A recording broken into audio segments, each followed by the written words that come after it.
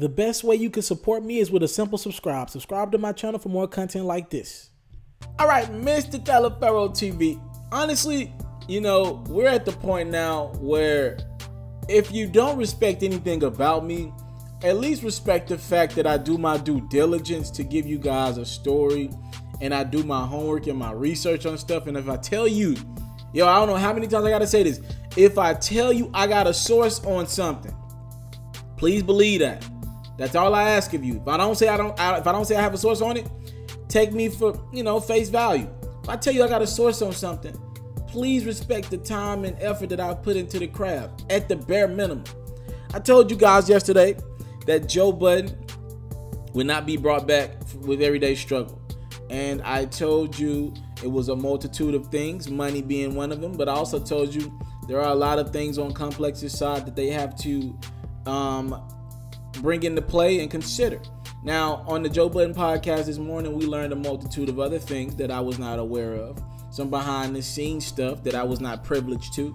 But it all comes back to the fact that Complex and Joe Budden could not agree on a deal. That is the end of the day. That is the decision. They could not agree on a deal to bring him back in 2018, and now the show is in jeopardy. I'll tell you this, the show is still in jeopardy, and I'll tell you this from another source that I can tell you is a really reliable one. They don't know if they're bringing back Everyday Struggle. That's not a 100% guarantee. They might have to create the show and kind of cook it up another way. That's the latest. That is the truth. Now, Everyday Struggle, they posted a video, and I told you that I didn't know for a fact who was checking in for Joe Budden, but I found out it was DJ Who Kid. Salute to Who Kid. I met Who Kid once before, and I'm doing Waka's tour. So salute to Who Kid. He's on the blunt end of a lot of displeasure because, and it's not his fault. He's filling in for Joe Budden, and people are like, yo, here's the relationship with us and Joe Budden. A lot of people like, I love Joe Budden's opinion. He reps for the old hip hop. And there's a lot of people like, yo, I don't like Joe Budden. But at the end of the day, that's like the big brother relationship. Just because I don't like him, that don't mean you can't go like him or talk bad about him. And you guys voiced your displeasure. I've never seen a video with a like to dislike ratio so flagrantly disrespectful.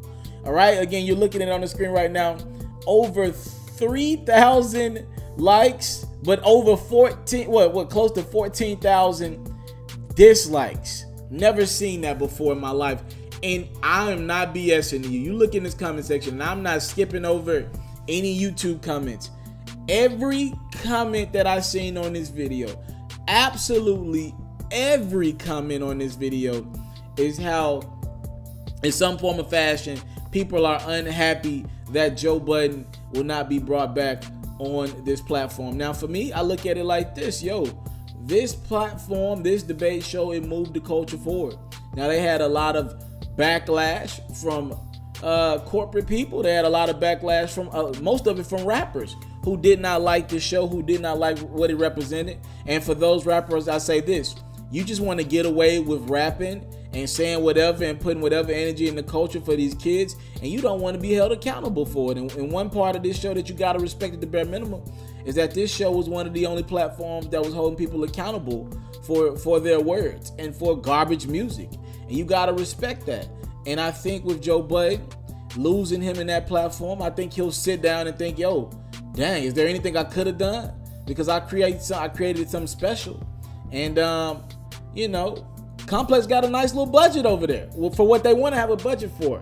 As a creator myself and somebody who's looking to maybe start my own podcast with another personality, another growing personality in 2018, or somebody who's looking to branch off and think about different, you know, other avenues and other ways to create revenue and maybe join a network like a Complex or some sorts like that. I got to look at this and just kind of proceed with caution. You know what I mean? Everybody's situation is different. Just listen to how Joe Budden talks. One would assume he's not the easiest person to work with. And that it looks like that's caught up with him in his relationship with Complex. And they're trying to find a way to get him out of here. You know, and that's unfortunate because this show is something that he created. If you listen to the podcast from this morning, he's very emotional about this, you know. Put you all in something you hate to see it just go down the drain so quickly. Mr. TALIAFERRO TV, I've been told that Complex, you know what I mean, they're still gaining subscribers as we speak. Don't get me wrong, they're always gaining.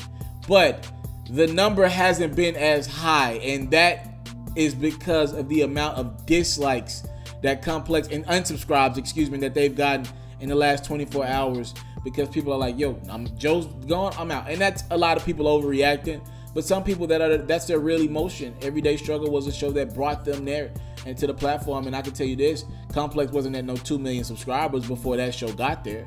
You got to know that those two brought their fan bases to that platform, and especially Academics, he brought a huge fan base over to the platform, and Joe gradually brought some old heads over, you know what I mean? And that's kind of where it's at with it. We will see where that show goes in 2018. Talk to me in the comment box below.